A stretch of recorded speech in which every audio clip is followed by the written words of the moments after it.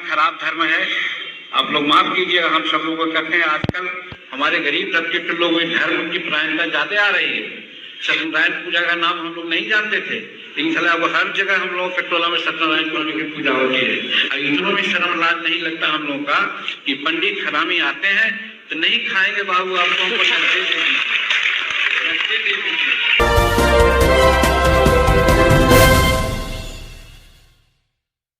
बिहार के पूर्व मुख्यमंत्री जीतन राम मांझी ने ब्राह्मणों पर एक फिर से विवादित बयान दिया है, जिसके चलते पूरे ब्राह्मण परिवार में एक आक्रोश है, एक उबाल है और एक विरोध पूरे भारत के हर जगह से इसकी शुरू हो गई है। नमस्कार, स्वागत है आप सभी का इंडो नेपाल लाइव में। मैं हूं जयप्रकाश तिवारी। हाल ही में बिहार के पूर्व मुख्यमंत्री जीतन राम मांझी ने ब्राह्मणों पर एक अभद्र, असंसदीय एवं अपमानजनक टिप्पणी किया है, जिसको लेकर के पूरे भूचाल है। खासतौर पे ब्राह्मण परिवार ने इसको आड़ो हाथ लिया है और हर जगह ब्राह्मण लोगों ने, ब्राह्मण संगठन संस्थाओं ने इसकी विरोध प्रक्रिया काफ़ी तेजी से प्रारंभ हो गई है। इसको लेकर के कार्रवाई होनी चाहिए। वहीं ब्राह्मण संगठनों ने भी इसके कहीं विरोध तो कहीं पुतले दहन किए जा रहे हैं, तो कहीं लोगों ने इस पर काफ़ी आपत्तिजनक विरोध कर रहे हैं। और लोगों का कहना है कि कहां से इनके पास ऐसी ये आ गई कि जिसकी वजह से ये ब्राह्मणों पर सिर्फ ये अभद्र टिप्पणी कर रहे हैं। हालांकि ये अपने विवादास्पद टिप्पणी के नाम से जीतन राम मांझी जाने जाते हैं। ये पहली बार नहीं है, कई बार ऐसे इन्होंने टिप्पणी किया है, जिसको लेकर के पूरे बिहार में भूचाल तो आती ही रहती है। फिर एक बार इन्होंने ब्राह्मण पर अभद्र टिप्पणी करके पूरे ब्राह्मण परिवार, ब्राह्मण समुदाय में एक भूचाल ला दिया है। इसको लेकर के कई जगह तो इनके ऊपर प्राथमिकी दर्ज भी की गई है। कई लोगों ने, कई समाजसेवी लोगों ने, जनप्रतिनिधियों ने और कई संगठनों ने इन पर कार्रवाई की मांग की है, तो कहीं इनके पुतले दहन किए जा रहे हैं।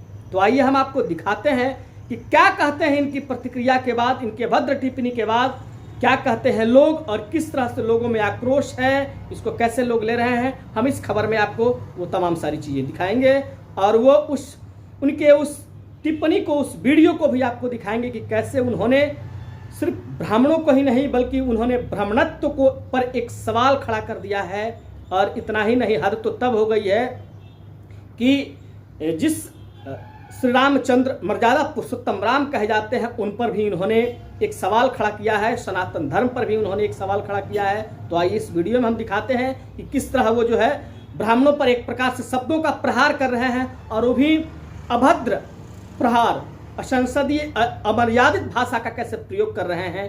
तो इस वीडियो में बने रहे मेरे साथ और देखिए कि क्या कहते हैं जीतन राम। नमस्कार, मैं रत्न प्रिया ब्राह्मण समाज की प्रदेश अध्यक्ष हूँ। साथ ही मैं राजीव गांधी विचार विकास मंच से भी जुड़ी हुई हूँ, यहाँ की प्रदेश सचिव हूँ।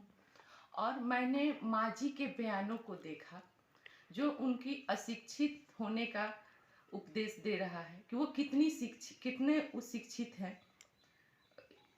कोई भी शिक्षित समाज ये काम नहीं कर सकता। जिस तरह उन्होंने हमारे ब्राह्मण समाज को टारगेट किया और हमें गाली बका, ये उचित नहीं था।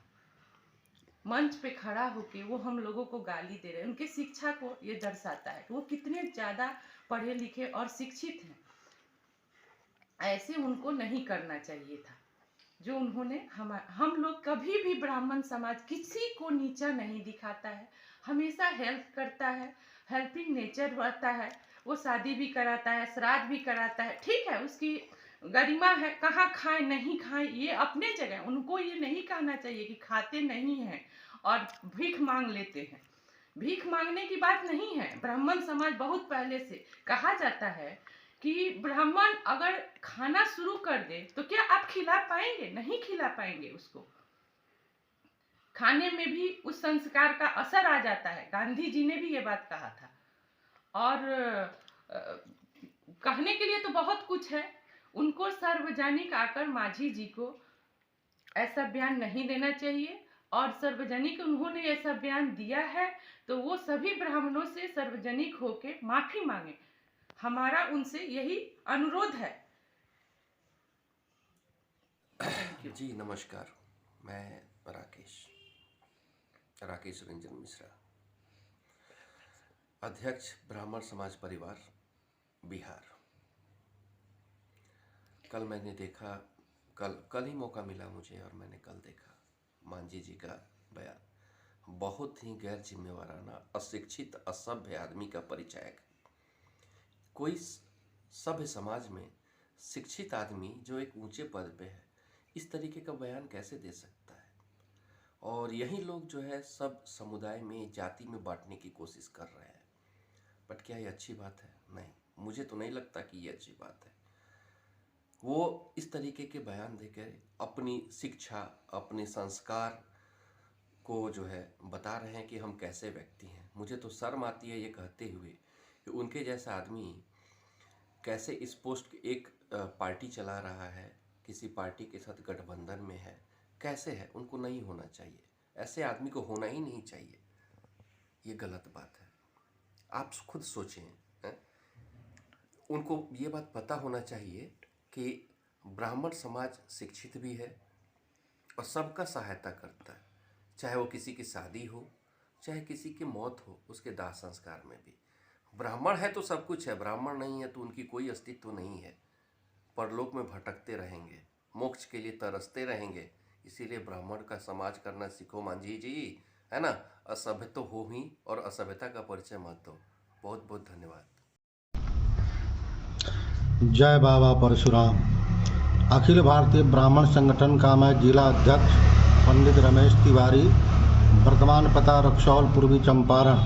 मैं श्री नीतीश कुमार जी से पूछना चाहता हूं कि जीतनराम मांझी में कौन सा खासियत देखकर मुख्यमंत्री की कुर्सी पर इन्हें बैठा दिए।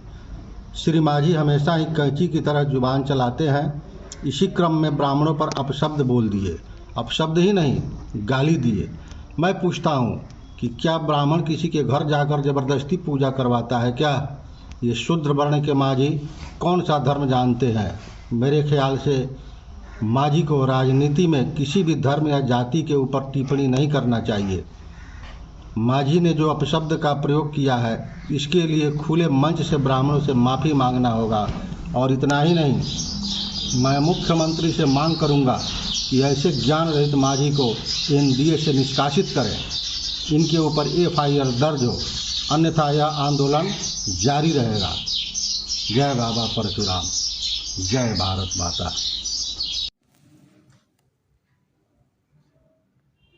नमस्कार सभी प्रदेशवासियों को। Doctor JK. मिश्रा, प्रदेश उपाध्यक्ष ब्राह्मण समाज परिवार के तरफ से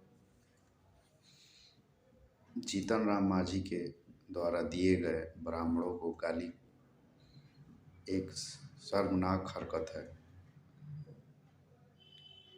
जो प्रदेश का मुखिया रह चुका हो उसको ऐसे भेदभाव वाले भाषा, गाली गलौज का प्रयोग करना कहीं बड़प्पन का सूचक नहीं है। ये आपस के हमारे सौहार्द के खाई को बढ़ाया जा रहा है। हमारे राजनीतिक दल अपने कुर्सी का रोटी सेक रहे हैं आपस में भेदभाव उत्पन्न करके। अगर उनको लगता है कि हम समाज को आपस में लड़ा के अपनी कुर्सी बचा सकते हैं तो अब ये उनकी सोच गलत है।